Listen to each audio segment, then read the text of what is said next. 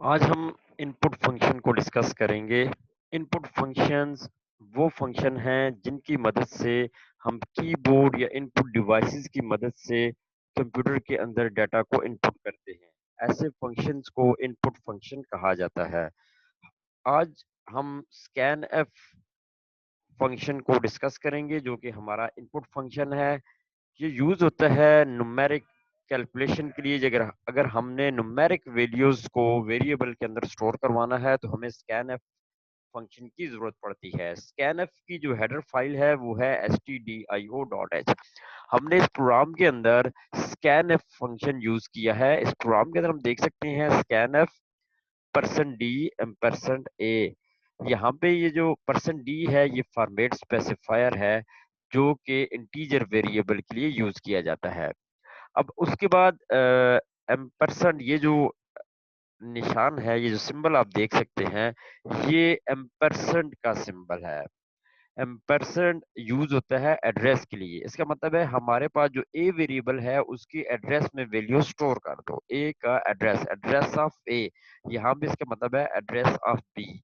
तो स्कैनएफ के अंदर जब हम किसी भी वेरिएबल के अंदर वैल्यू इनपुट करेंगे तो हमें एम्परसेंड या एड्रेस ऑफ ऑपरेटर जो भी आप कहें वो यूज करना पड़ता है। अब हम इस प्रोग्राम को कंपाइल करते हैं और उसके बाद इसको रन करते हैं।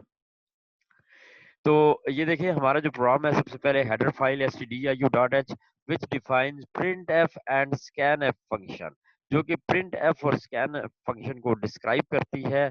उसके बाद वेरिएबल्स डिक्लेयर होंगे a, b और सम इंटीजर टाइप के। उसके बाद printf है जिसकी वजह से मैसेज डिस्प्ले हो रहा है, एंटर फर्स्ट डिजिट। इसके अंदर डबल कोट्स में हमने जो मैसेज लिखा वो डिस्प्ले हो गया। लेट्स सपोज हमने वैल्यूज दी 45। अब scanf की वजह से कर्सर ब्लिंक कर रहा था। स्कैनफ हमसे इनपुट मांग रहा था, हमने इनपुट दिया। तो ये इनपुट जब हम देंगे तो ये किसी वेरिएबल के अंदर स्टोर भी होगा। जो वेरिएबल हमने लिखा है, यहाँ पे ए लिखा हुआ है, तो ए के एड्रेस के अंदर ये वैल्यू स्टोर हो जाएगी 45। तो 45 हमने जो दिया, ये जो वैल्यू हमने दी, ये ए के एड्रेस के अंदर स्टोर हो जाएगी। उसके बाद एंटर का बटन प्रेस करेंगे तो लिखा हुआ आएगा एंटर सेकंड डिजिट। उसके बाद स्कैनएफ की वजह से कर्सर ब्लिंक कर रहा है। जो वैल्यू हम देंगे वो बी के वेरिएबल के अंदर स्टोर हो जाएगी। लेट्स सपोज हमने दी 90।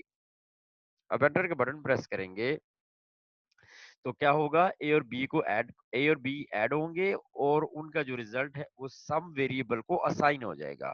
उसके बाद printf फंक्शन क्या करता है, डिस्प्ले करता है result is equal to %d। It means के %d डिमांड कर रहा है वेरिएबल की वैल्यू। हमने यहाँ पे सम लिखा तो सम की वैल्यू इस %d को असाइन हो जाएगी। देखिए जी, result is equal to %d। इस %d के अंदर सम की वैल्यू आ गई, तो ये 135, ये प्रोग्राम का आउटपुट। अब हम प्रोग्राम को दोबारा कंपाइल करते हैं और रन करते हैं। तो देखिए जी, एंटर फर्स्ट डिजिट, ये जो मैसेज है प्रिंटफ की वजह से है। स्कैनफ हमसे इनपुट मांगता है और उस इनपुट को किसी वेरिएबल में स्टोर भी करता है। तो स्कैनफ में याद रखिए एम्परसेंड, ये जो ऑपरेटर है, इसको लगाना लाजमी है। अगर हम ये नहीं लगाएंगे तो वैल्यू जो है वो वेरिएबल के अंदर स्टोर नहीं होगी। हमने लगाया जी 90, 90 लगाया, एंटर का बटन प्रेस किया, वैल्यू इस ए वेरिएबल के अंदर स्टोर हो गई। उसके बाद हम एंटर सेकंड डिजिट, वो printf की वजह से है। scanf की वजह से ये कर्सर ब्लिंक कर रहा है। इट मींस हम कीबोर्ड की मदद से कोई भी इनपुट करेंगे। 34 हमने इनपुट किया, बी वेरिएबल के अंदर ये वैल्यू स्टोर होगी जब मैं एंटर का बटन प्रेस करूंगा।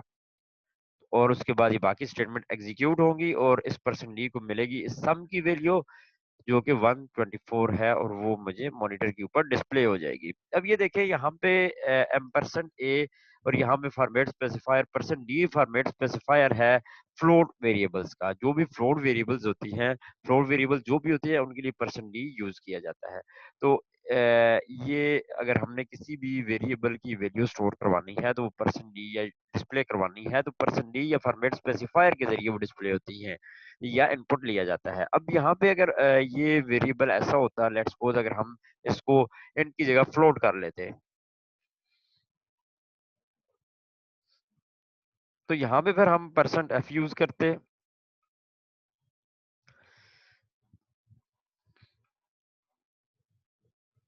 अब हम प्रोग्राम को कंपाइल एंड रन करेंगे तो देखिए हम जो भी वैल्यू देनी है 56.9 उसके बाद 34.7 तो अब मेरे पास फ्लोट की शक्ल में रिजल्ट डिस्प्ले हो रहा है।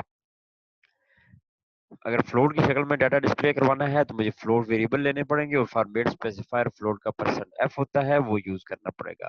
अगर इसके बजाय मैं इंटीजर वेरिएबल यूज करूंगा और उसमें एक प्रॉब्लम ये है कि अगर मैं इसके अंदर फ्लोट वैल्यूज देना चाहता हूँ, मेरे पास जो वेरिएबल्स हैं अब इंटीजर टाइप के हैं, %d मैंने यूज किया हुआ फॉर्मेट स्पेसिफायर जिसकी वजह से अब मैंने किया जी 12 और 8 को जब मैंने ऐड किया तो रिजल्ट आ गया 20। लेकिन यूं ही मैं वैल्यू देता हूँ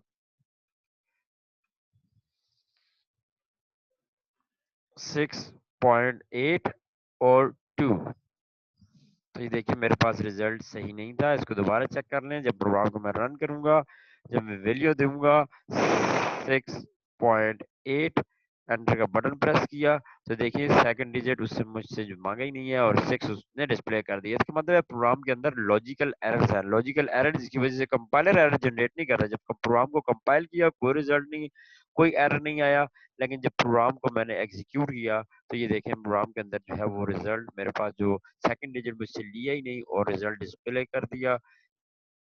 तो इसको कहते हैं लॉजिकल एरर जब प्रोग्राम के लॉजिक में कोई मसला हो। तो इसका मतलब है जो इंटीजर डाटा टाइप है वो सिर्फ इंट या जो होल नंबर्स हैं या जो सॉरी जो बगैर पॉइंट की वैल्यूज है उनके लिए यूज की जाती है। अगर पॉइंट की वैल्यूज मैंने स्टोर करवानी है तो मुझे फ्लोट डाटा टाइप यूज करनी पड़ेगी। तो ये था आज का टॉपिक स्कैनफ की जो एक्सप्लेनेशन है। स्कैनफ किस तरह काम करती है। स्कैनफ हमारे पास इनपुट फंक्शन है जिसकी हेडर फाइल stdio.h है। स्कैनफ में हम %d format specifier double quotes में लिखेंगे, उसके बाद कॉमा लगा के एड्रेस ऑफ ऑपरेटर या एम्परसेंड का सिंबल और वेरिएबल लिखेंगे। उस वेरिएबल के एड्रेस में वैल्यू स्टोर कर देगा जो रन टाइम पे मैं वैल्यू दूंगा। तो यहाँ पे भी स्कैनफ रन टाइम पे जो वैल्यू दूंगा वो इस बी वेरिएबल में स्टोर कर देगा। तो स्कैनफ जो फंक्शन है वो यूज किया जाता है इनपुट देने के लिए न्यूमेरिक वैल्यूज को इनपुट अगर मैंने करवाना है तो स्कैनफ फंक्शन मैं यूज करूंगा। अब आपकी जो असाइनमेंट है ये एडिशन का प्रोग्राम था। ये प्रोग्राम दो डिजिट्स को दो वेरिएबल के एडिशन का है। अब आपने जो आपकी जो असाइनमेंट है वो दो डिजिट्स को आप सब्ट्रैक्ट किस तरह करते हैं, दो इंटीजर डिजिट को सब्ट्रैक्ट किस तरह किया जाता है, माइनस किस तरह किया जाता है, उसका प्रोग्राम आप लोगों ने बनाना है।